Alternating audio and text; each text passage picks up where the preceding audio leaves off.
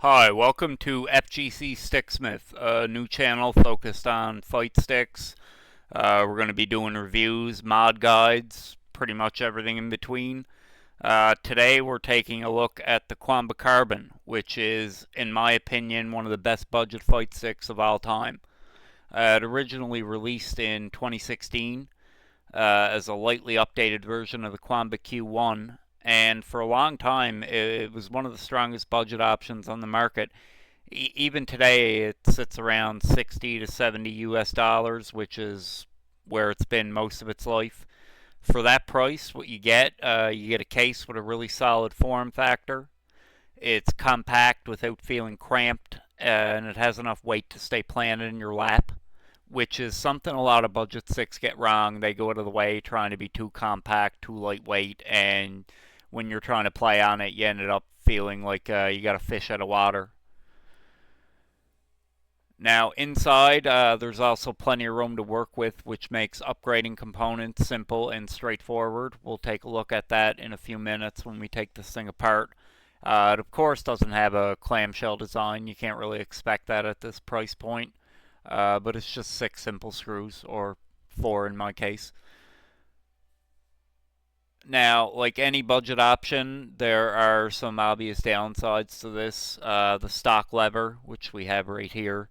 I'm not sure exactly what model it is. I've always just called it a generic Qanba lever.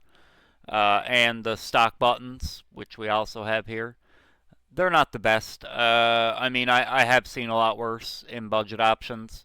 But if you're someone who really cares about performance, you're probably going to want to end up swapping them out of there pretty quick.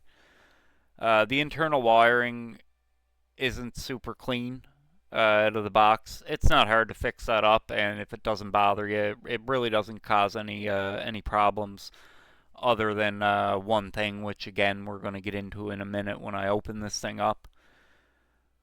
We're also going to get into the biggest drawback and what holds this back from me being able to recommend it in 2025 as a new purchase. If you already have one, I think it's a great option. If you already like the stick, as I do, I have plenty of other sticks that I could play on, but I always keep coming back to this guy in some way. So if you have one, I can highly recommend upgrading it. But yeah, it's really hard to recommend going out and getting one in 2025. And well, we'll see why in a second. Let's go ahead and take this apart now.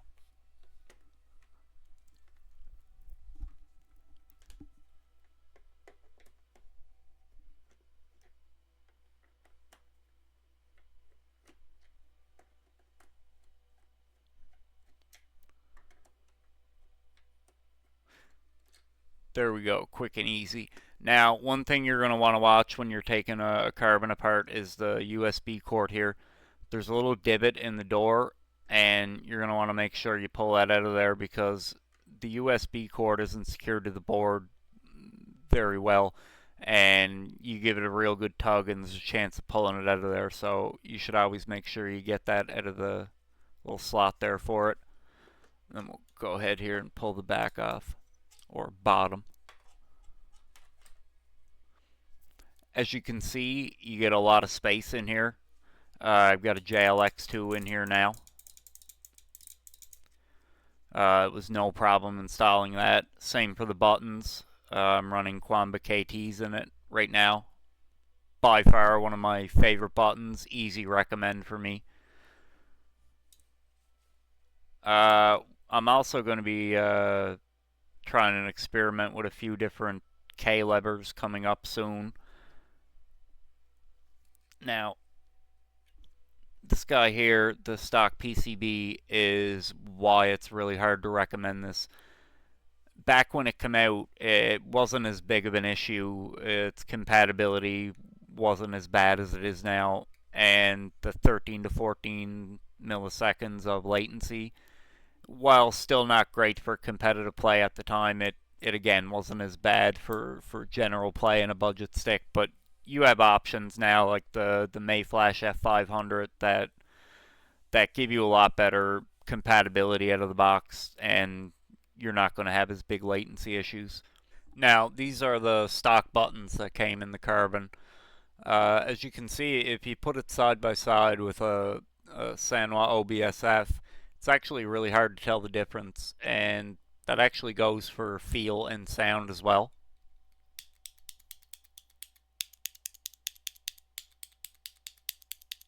I mean, they both feel and sound almost identical.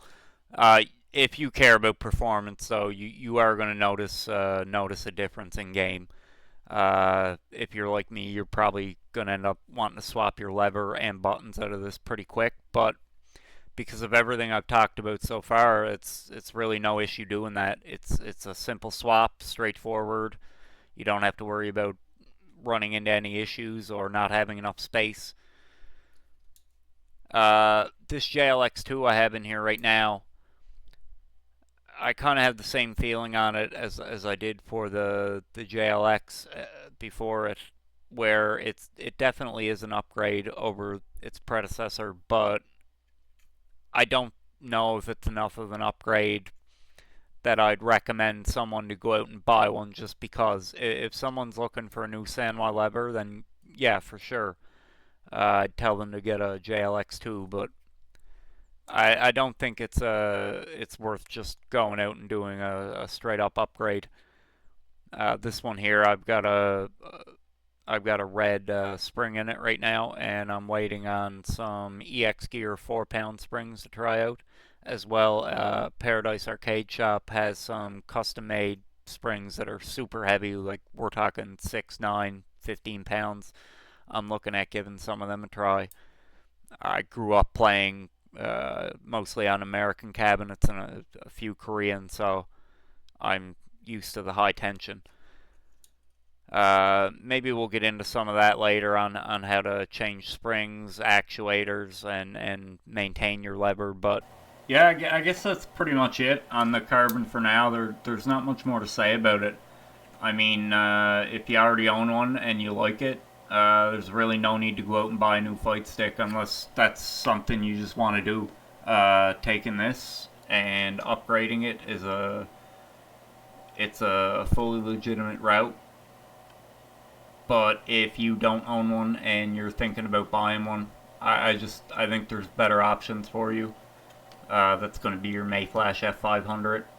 It'll be a little bit more expensive than this generally, but it's worth it. The F700 is another choice you can make if you want to spend a little more, and they both also have elite versions that come with stock Sanwa parts if you don't want to get into any modding right out of the box, which is that's understandable. So we're gonna leave this off here today. I'm going to be doing the Brook Gen 5X swap and installing the USB pass-through, like I said, in a future video. And I'm also going to be doing a full review on the Victrix in my next video. I know this is pretty short, but there's just not a ton more I can say without starting to just repeat myself over and over. So hopefully this video made maybe a decision a little easier for you, or maybe you learned something. And hopefully you'll keep coming back, check out my future videos as I get more comfortable doing this and get a little better with editing. So that's going to do it for this one. If you've got a Qanba Carbon yourself, you got any questions, or maybe you modded one yourself, leave a comment, let me know. And this has been FGCStickSmith, signing off. Now the buttons that came